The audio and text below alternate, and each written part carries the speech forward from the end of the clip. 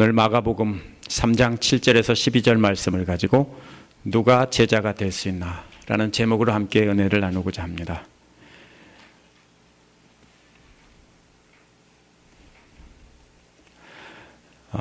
지금까지 마가복음에 나온 내용을 제가 간단히 요약해 보겠습니다. 침례 요한이 광야에서 예수님 맞을 준비하라면서 예수님이 구약에 예언된 그 메시아라고 증언을 했습니다. 또한 예수님께서 요한에게 침례 받으실 때 하나님께서 보여주시고 들려주시며 하나님의 아들이 맞다 이렇게 증명해 주셨습니다. 예수님이 광야에서 사탄에게 방해를 받으면서도 40일간 성령님과 교제를 하셨습니다. 그 뒤에 권세 있는 말씀으로 회당과 가정에서 가르치셨습니다. 또 외딴 곳에서 제자 훈련을 시키셨습니다. 그분은 쫓겨난 죄인들을 제자 삼아서 제자로 삼으셨기 때문에 유대교 지도자들에게 항의를 받았습니다. 하지만 예수님의 가르침은 낡은 유대교의 틀에 넣을 수 없다고 하셨습니다. 예수님 자신이 창세 때 안식일을 제정한 바로 안식일의 주인이라고 선포하셨습니다. 자신이 하나님이라는 소리입니다. 예수님은 안식일이 고통에서 해방시켜주고 안식하게 하는 날이라고 하셨습니다. 그래서 바리새인들은 회당에서 나가서 헤롯 당원들과 결탁해서 스스로 하나님이라고 말하는 예수님을 죽이려고 공모를 했습니다. 하지만 예수님은 분명 하나님이십니다. 예수님의 사역은 세 가지입니다. 가르치심과 치유와 귀신을 쫓아내심입니다. 이 세 가지로 요약될 수 있는데요. 이 세 가지는 예수님께서 하나님의 아들이고 하나님이라는 것을 분명히 드러냅니다. 하나님이 아니면 그렇게 놀라운 가르침을 전할 수 없고 또 뭡니까? 그렇게 병을 치료하고 귀신을 쫓아내는 놀라운 역사를 일으킬 수 없다는 것입니다. 그런데 이 세 가지 중에서 중심은 어디입니까? 가르침입니다. 가르침을 위해서 치유와 귀신을 쫓아낸 것을 보여주신 겁니다. 마태복음 5장에서도 7장에서도 뭡니까? 가르치셨고 8장부터는 뭡니까? 귀신을 쫓아내고 병을 치료하면서 11장까지 보여주셨습니다.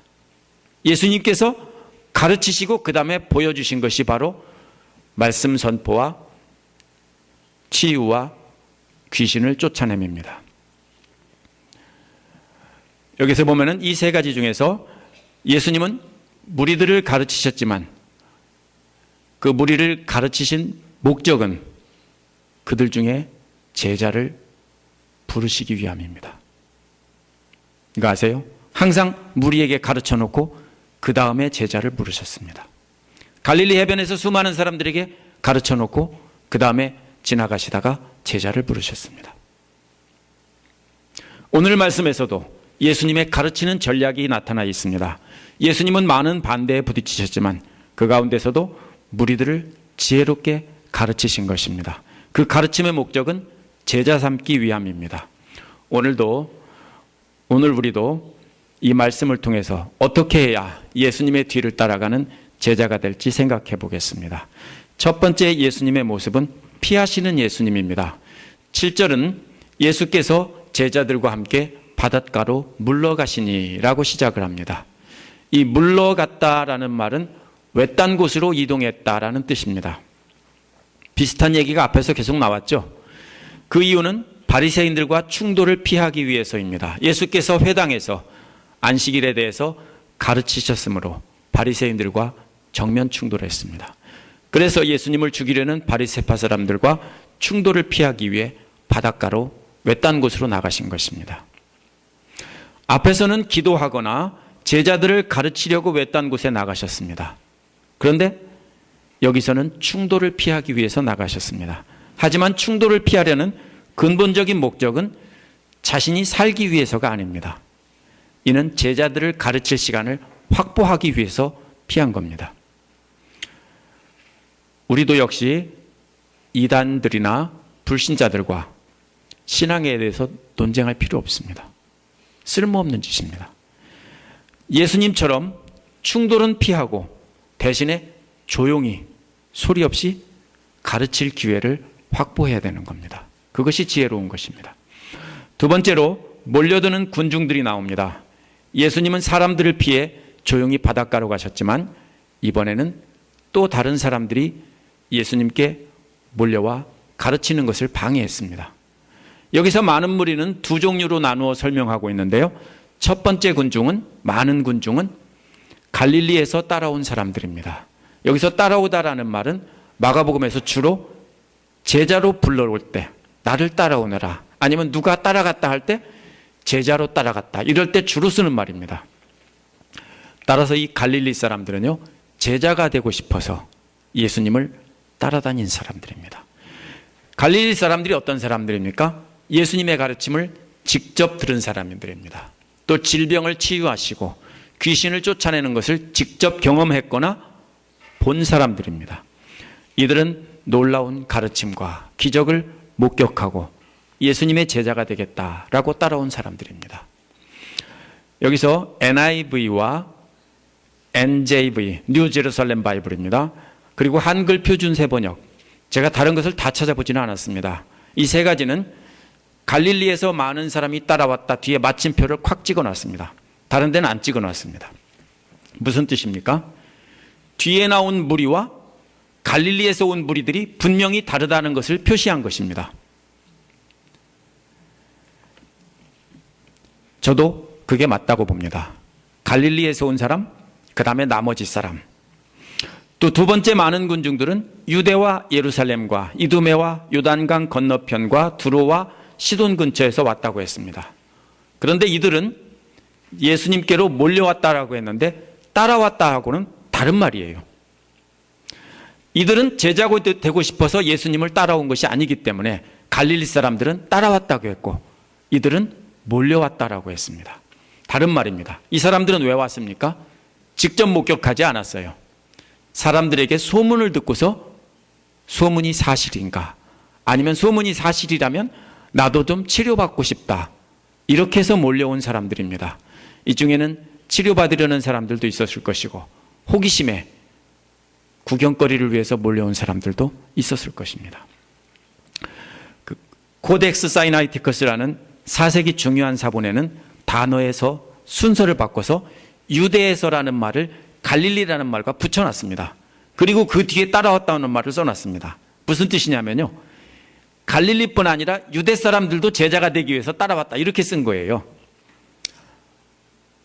4세기면 오래된 사본인데 왜 그렇게 썼느냐 하면은 예수님의 제자 중에서 유대 지방에서 온 사람만 제자가, 아니 갈릴리 지방에서만 제자가 있었던 게 아니라 유대 지방에서도 제자가 있었어요. 그래서 이거는 바꿔놔야 된다 해서 그 4세기 필사자가 바꿔놓은 것입니다. 그러나 그렇게 되면 또 뭐가 빠집니까? 예루살렘이 빠져버립니다. 예루살렘 빠지고 나머지는 다 이방 지역입니다. 그래서 그렇게 하면 안 됩니다. 이것은 어떻게 해서 그렇게 됐냐면요, 갈릴리 사람을 중심으로 쓴 거예요. 시각이 갈릴리 사람 시각에서 갈릴리가 중심이고 갈릴리 사람들이 제자가 되기 위해서 따라왔다. 직접 목격한 사람들이기 때문에 제자가 되고 싶어 따라왔다. 마가는 이렇게 쓴 것입니다. 그러나 다른 지방 사람들은 소문만 듣고 찾아왔기 때문에 구분해서 몰려왔다, 이렇게 쓴 것입니다.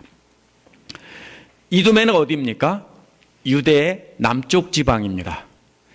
또 요단강 건너편은 유대 지방의 동쪽입니다. 민수기 신명기에 보면 나오죠. 요단강 건너기 전에 우리에게 그 땅을 주십시오 그러잖아요. 바로 그 지역을 말합니다. 또 두로와 시도는 어디입니까? 갈릴리 북쪽에 있는 지역입니다. 또 뭐가 있습니까? 이렇게 보면은 어떻게 되냐면요, 두 군데가 빠졌어요. 사마리아와 데카폴리스가 빠졌습니다. 데가블리. 왜 이걸 빼놨을까요? 일부러 빼놨습니다. 무슨 뜻입니까? 유대인들은요, 사마리아와 데가볼리는 절대로 안 갔습니다. 거기 살지도 않았어요. 그럼 이게 무슨 소리냐면요, 거기는 더러운 이방 지역이기 때문에 사마리아와 데가볼리는 쏙 빼놓고 나머지 이스라엘 전 주변에 있는 지역을, 갈릴리 전 주변 모든 지역을 다 쓴 겁니다. 근데 순서가 뭡니까? 갈릴리에서 바라볼 때 이쪽 이렇게 가까운 쪽부터 남쪽으로 해서 동쪽으로 해서 북쪽으로 다 쓴 것입니다. 서쪽은 지중해니까 쓸 수가 없고요. 그러면 무슨 소리입니까? 이 사람들은 이방인들이 아니에요. 착각하면 안 돼요. 이 몰려온 사람들은 다 유대인들입니다. 왜요? 유대인들이 예수님이 메시아다라는 소문을 듣고 몰려온 것입니다. 이방인들은 몰려올 이유가 없습니다. 그 장소에는 이방 지역이지만 사실은 한때는 거기에서 뭡니까? 유대인 거주 지역이었고 다윗 왕 때 이런 때는 거기가 다 뭡니까? 이스라엘이 통치하던 지역이었습니다. 그곳에는 유대인 인구가 많이 살고 있었어요. 그런데 사마리아하고 데카폴리는 유대인들이 살지 않았어요. 그러면 각처에 흩어져 살던 모든 유대인들이 소문을 듣고 예수님께로 몰려왔다. 이런 소리입니다. 자, 여기서 보면은 예수님께서도 지상사역 내내 누구를 찾아다녔습니까? 유대인들, 그 중에서도 갈릴리 사람들을 중심으로 사역하셨습니다. 예수님께서 직접 찾아다니기도 하셨지만 소문을 듣고 몰려온 사람들을 가르치기도 하셨습니다. 우리도 마찬가지입니다. 여기서 뭘 배웁니까? 예수님처럼 직접 찾아다녀야 되고 또 소문을 듣고 찾아온 사람들을 가르치기도 하는 겁니다. 세 번째로 보면은 피하시면서 가르치는 예수님 모습이 나옵니다. 갈릴리 사람들은 제자가 되고 싶어 따라왔습니다. 다른 지역 사람들은 주로 어떤 필요가 있거나 호기심 때문에 찾아왔습니다. 갈릴리 사람들은 뭐라고 생각했을까요? 다른 지방 사람들을 좀 가소롭게 생각했겠죠. 왜요? 원래 갈릴리 사람들은요, 유대와 예루살렘 사람들에게 엄청 무시당하던 사람들이에요. 왜냐하면 갈릴리는 원래 이스라엘의 변방이고 뭡니까? 갈릴리 북쪽은요, 뭐냐면은 원래 이스라엘 사람들이 아니고요, 그 힐카누스라는 왕이 정복전쟁을 벌여서 강제로 할례를 주고 이스라엘로 강제로 복속시켰던 지역이에요. 그러다 보니까 뭡니까? 변방 중에 변방이고 무시당하던 사람이에요. 예수님 보고 뭐라고 합니까? 어떻게 그런 데서 선한 것이 날 수 있느냐, 이런 식으로 말하잖아요. 그만큼 무시당하던 사람인데 지금 상황은 어떻습니까? 이제 예수님 앞에 몰려왔는데 자기들은 예수님 말씀 듣고 기적도 보았고 체험을 했고 좀 알잖아요. 근데 이 남쪽 다른 지역에서 몰려온 사람들은 모르니까 약간 무시했겠죠. 그러면서 약간 우월감을 가졌을지도 모릅니다. 자기들이 우위에 있다. 예수님에 관해서만큼은 자기들이 먼저다. 자기들은 어쩌면 제자라고 생각했는지도 모릅니다. 그런데 예수님은 똑같이 취급했어요. 두 종류의 사람들을 다 묶어서 똑같이 취급했어요. 따로 취급 안 했어요. 엄청 서운했을지도 모릅니다. 예수님은 아무도 제자로 받아들이지 않았습니다. 몰려왔다고 제자 삼으신 것이 아니에요. 9절에 보면 예수님께서 제자들에게 작은 배 한 척을 마련하라고 합니다. 그 이유는 무리들 때문입니다. 혼잡을 피하려고 했는데 이게 무슨 말이냐면요, 너무 많은 사람들이 몰려들어서 깔려 죽게 될 지경이다, 이런 소리입니다. 이 단어가. 이번 신년에 중국 상하이에서 35명이 깔려 죽고 42명이 부상하는 사고가 발생했습니다. 수만 명의 시민들과 관광객들이 모여서 광장에서 모여서 고층 건물의 창문에 비치는 숫자를 보고서 뭐라고 합니까? 카운트다운을 하던 중에 가짜 $100짜리 지폐가 건물에서 뿌려졌습니다. 사람들이 그것을 줍기 위해서 밀치다가 이렇게 많은 사람이 죽고 다쳤습니다. 근데 그 가짜 100불짜리는요, 100불짜리에다가 찍은 술집 광고였다고 합니다. 밀려드는 혼잡을 피하려고 라는 말은요, 이런 말이에요. 이렇게 밀치고 밀쳐서 잘못하면 깔려 죽게 생겼다. 이해가 되세요? 얼마나 많은 사람이 몰려들었는지 깔려 죽게 생겼습니다. 바로 그런 소리입니다. 이어 10절에서 11절에서는 왜 이렇게 많은 사람들이 몰려들어 깔려 죽게 됐는지 설명하고 있습니다. 그 이유는 두 가지입니다. 첫 번째는 10절에 나온 예수께서 많은 사람들을 치료해 주셨기 때문이다라는 것입니다. 그래서 온갖 병으로 고통받는 사람들이 예수님께 밀려들었습니다. 개역개정에서는 몰려왔음이더라 했는데 원어는 사람들이 떠밀려와서 예수께 쓰러지며 덮치는 모습입니다. 따라서 몰려왔다라고 하면 좀 부족합니다. 근데 새 번역은 뭐라고 했습니까? 밀려들었기 때문이다. 그럼 새 번역이 훨씬 더 원어를 정확하게 살려서 번역한 것입니다. 수많은 사람들이 떠밀려오는 겁니다. 처음에는 호기심이 있어서 왔지만 나중에는 뭡니까? 그렇게 많은데 가보셨어요?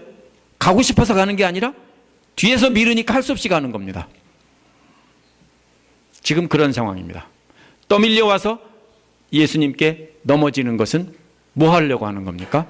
예수님을 만지려고 하는 거예요. 예수님을 만지기만 해도 병을 낫는다고 생각했기 때문입니다. 마가복음 5장 27절에 보면 혈루증을 앓는 여인이 예수님의 옷자락에 손을 대는 모습이 나옵니다. 몰려드는 무리들은 이처럼 예수님의 옷자락이라도 만지면 나을 것이다 라고 생각해서 몰려들었습니다. 그런데 10절에 병이라는 말은 원어에서는 원래 채찍이라는 뜻입니다. 채찍에 맞아 찢어진 상처를 말합니다. 글자 그대로의 뜻은. 1장 34절에서는 단순한 질병이라고 했습니다. 1장 34절에 모여든 사람들은 그냥 질병이에요. 그런데 그보다 정도가 훨씬 심한 것이 뭡니까? 채찍에 맞은 상처입니다. 패션 오브 크라이스트란 영화를 보신 분은 채찍에 맞은 상처가 어떤 건지 보셨을 것입니다. 그냥 채찍이 아니에요. 가죽 채찍 중간중간에 뭡니까? 쇠뭉치 같은 걸 매달아 놔서 한 대 맞으면 살점이 뚝 떨어져 나갑니다. 그렇지만 이것은 비유적인 표현일 것입니다. 왜냐하면 마가복음 5장 29절에서 혈루증을 앓는 여인의 질병에서도 이 말을 썼습니다. 채찍이라는 말을. 아주 심각한 질병을 비유적으로 표현한 것입니다. 하지만 이 마가복음을 처음 봤던 독자들은 이 말의 본래의 뜻 그대로 받아들였을 것입니다. 마가복음이 전해지던 때에는 AD 70년경인데 유대 로마 전쟁 이후입니다. 살아남아있던 유대인들은 로마 군인들에게 수많은 채찍에 맞아서 큰 상처를 입고 반신불수가 된 사람들이 많이 있었을 것입니다. 교회 안에도. 이 말씀을 들으면서 저들은 자신들의 고통을 예수님의 능력으로 치료받기를 간절히 바랐을 것입니다. 이 채찍이라는 단어는 처음 마가복음을 봤던 그 청중들에게는 글자 그대로 받아들였을 것입니다. 그만큼 이 단어는 심각한 질병을, 고통을 뜻합니다. 몰려온 무리들은, 엄청난 무리들은 자신들의 큰 고통 때문에 예수님을 밀치고 있어서 예수님이 깔려 죽게 된 지경입니다. 그런데 신기한 것이 나옵니다. 예수께서는 저들을 치료하기보다는 배 한 척을 준비하라고 하십니다. 이 배는 4장 37절에 나온 배와는 다른 배입니다. 작은 배예요, 이건. 이거는 조그만 배를 말하는데요. 4장 37절에서는 건너편으로 건너갈 때 큰 배를 탔습니다. 따라서 오늘 본문의 배는 제자들과 함께 타고 도망가려는 것이 아닙니다. 이것은 사람들을 피해서 탈출하려는 목적이 아니에요. 밀려드는 사람들은 자기들의 문제를 해결하기 위해 예수님의 제자 훈련을 방해하고 있습니다. 예수님은 이처럼 몰려드는 사람들에게, 방해하는 사람들에게 짜증을 내지 않고 하나님의 말씀을 가르치려고 하는 겁니다. 저들은 치료해 주기를 간절히 바랐습니다. 예수님은 그런데 말씀을 가르치는 것이 더 중요하다고 생각하셨습니다. 그래서 작은 배를 띄우라고 한 것입니다. 작은 배를 띄워놓고 거기에 타면 더 이상 예수님을 밀칠 수가 없죠. 그러면 그것이 바로 뭐가 됩니까? 이 설교단이 되는 것이고요. 수많은 군중들은 더 이상 떠밀지 않고 바닷가의 비탈진 곳에 쭉 앉아서 예수님 말씀을 듣는 상황이 되는 것입니다. 실제로 복음서의 다른 곳에서 보면 이런 장면이 나옵니다. 사람들이 이렇게 엄청나게 몰려든 이유가, 두 번째 이유가 또 11절에 나옵니다. 11절도 10절처럼 때문이다 이렇게 번역해야 돼요. 그렇게 안 돼 있기 때문에 딴 것처럼 생각하죠. 그런데 11절도 10절과 마찬가지로 때문이다 이렇게 끝나야 됩니다. 더러운 영들은 예수님을 보기만 하면 그 앞에 엎드려 하나님의 아들이라고 외쳤기 때문이다, 이런 소리입니다. 더러운 영들이 예수님을 보기만 하면 계속 그 발 앞에 엎드렸습니다. 또 계속해서 당신은 하나님의 아들입니다 라고 외쳤다는 것입니다. 이들은 예수님을 보기만 하면 그 발 아래 엎드려 하나님의 아들이라고 계속 외치는 이유는 뭡니까? 찬양 같고 좋은 말인 것 같죠? 예수님한테 자기들을 떠나달라는 겁니다. 자기들을 내버려 둬달라는 겁니다. 당신이 하나님의 아들인 걸 우리가 압니다. 그러니까 더 이상 괴롭히지 마십시오. 이런 말입니다. 쫓겨나지 않으려는 몸부림이지 절대로 신앙 고백이 아닙니다. 이러한 외침을 듣고 사람들이 어땠을까요? 더더욱 몰려왔다는 겁니다. 우와, 저 귀신 들린 사람이 예수님 보고 하나님의 아들이래. 진짠가 보다. 이러고서는 더 몰려왔습니다.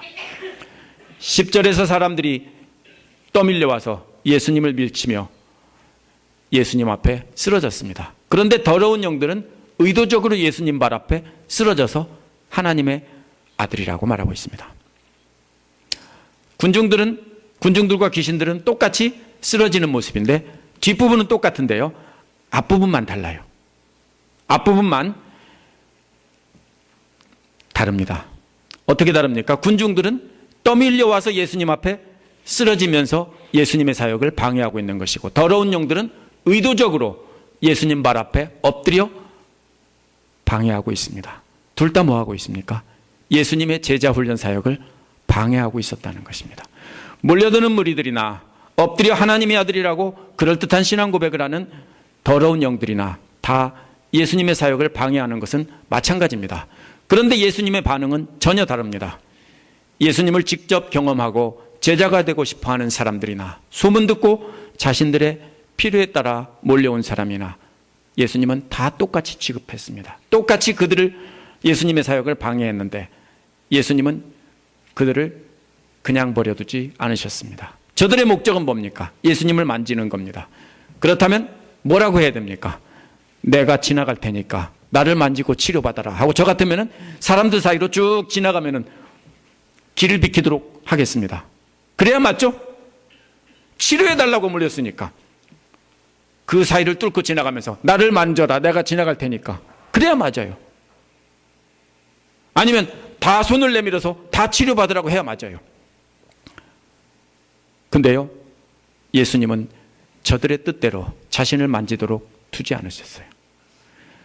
예수님은 배를 띄워놓고 저들을 가르치려고 했어요. 예수님의 목적은 치료가 아니라 가르치는 것이기 때문입니다. 당사자들 입장에서 한번 생각해 보십시오. 치료받으라고 그 먼 길을 쫓아왔는데 예수님은 치료는 안 하고 엉뚱하게 가르치고 있습니다. 조금 열받지 않겠습니까? 답답하지 않겠습니까? 여기서 우리가 찾을 수 있는 것은, 우리가 알 수 있는 것은 예수님의 제자가 되기를 원한다고 제자가 되는 것이 아니라는 것입니다. 예수님은 몰려든 무리들에게 모인 동기를 구별하지 않고 똑같이 가르치셨습니다. 그 후에 말씀을 듣고 받아들이는 자들을 제자로 부르셨어요. 그 다음에 나오는 내용이 뭡니까?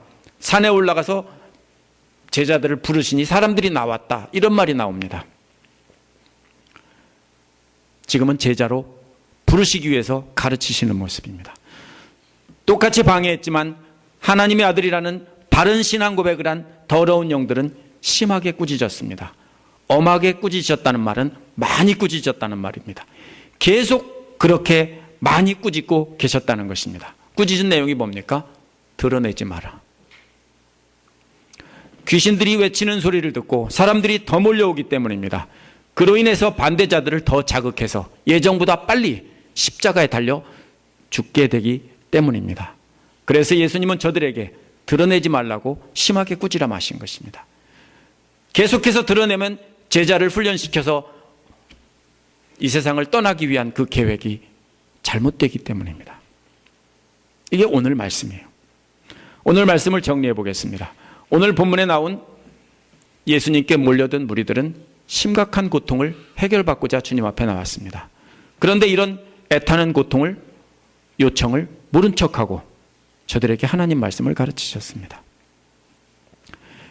여러분은 여러 가지 이유로 예수님 앞에 나오셨을 겁니다. 자식들 문제 때문에 예수님 앞에 나온 분들도 계실 겁니다.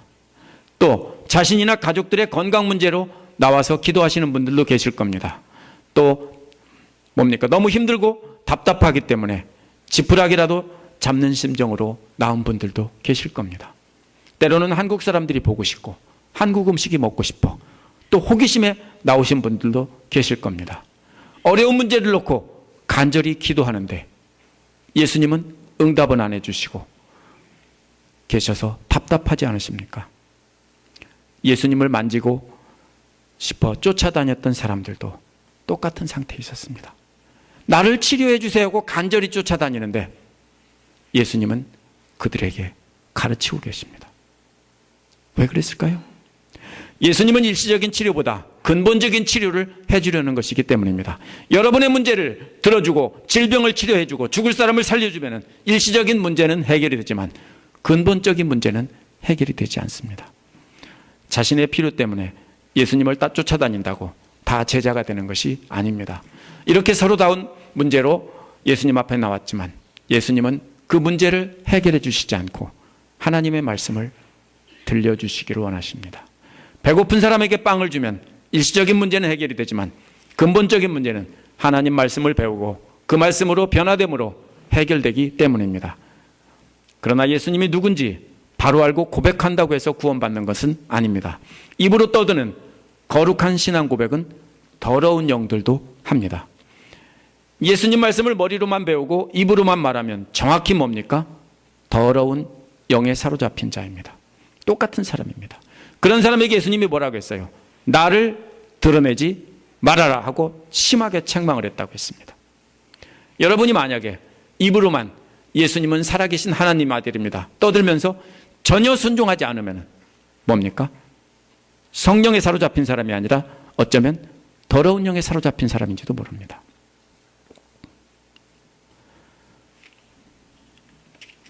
예수께서 들려주시는 하나님의 말씀을 진지하게 받아들이고 듣고 받아들였다면 예수님은 여러분을 제자로 부르실 것입니다. 예수님도 가르치신 후에 반응하는 사람들에게 따라오라고 했습니다.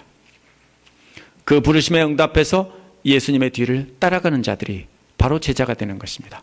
따라서 말로만 그럴듯하게 하고 예수님께서 따라오라고 할 때 따라가지 않는 사람은 성령이 아니라 더러운 영을 따르는 사람들입니다. 여러분이 어떤 동기로 교회에 나왔는지 상관없이 예수님은 여러분에게 하나님의 말씀을 들려주시길 원하십니다. 예수님은 자신으로부터 배우는 사람들을 제자로 부르십니다. 말씀에 귀를 기울이시되 더러운 영들처럼 말로만 짓거리면 안 됩니다. 그분의 부르심에 세상 욕심 버리고 그분을 따라가야 합니다. 예수님으로부터 배우고 그분의 부르심에 모든 것을 포기하고 따라가는 자가 바로 제자가 될 수 있습니다. 지금까지 살펴본 마가복음을 자세히 보면 예수님의 대적들은 두 부류입니다. 하나는 뭡니까? 예수님이 하나님을 모독했다며 반대하고 죽이려고 했던 바리새파 사람들입니다. 다른 부류는 말로만 하나님의 거룩한 자 또는 하나님의 아들이라고 떠들었던 더러운 영들입니다. 여기에 더러운 영이라고 기록이 되어 있지만 사실은 누굽니까? 사람들입니다. 그렇죠? 전설의 고향에 나오는 귀신들이 나와서 그랬겠습니까? 아니에요. 사람들이 예수님 앞에 엎드려서 당신은 하나님의 아들입니다 라고 외치는 겁니다. 그런데 여기서는 뭐라고 합니까? 그런 사람들을 더러운 영들이라고 기록하고 있는 거예요.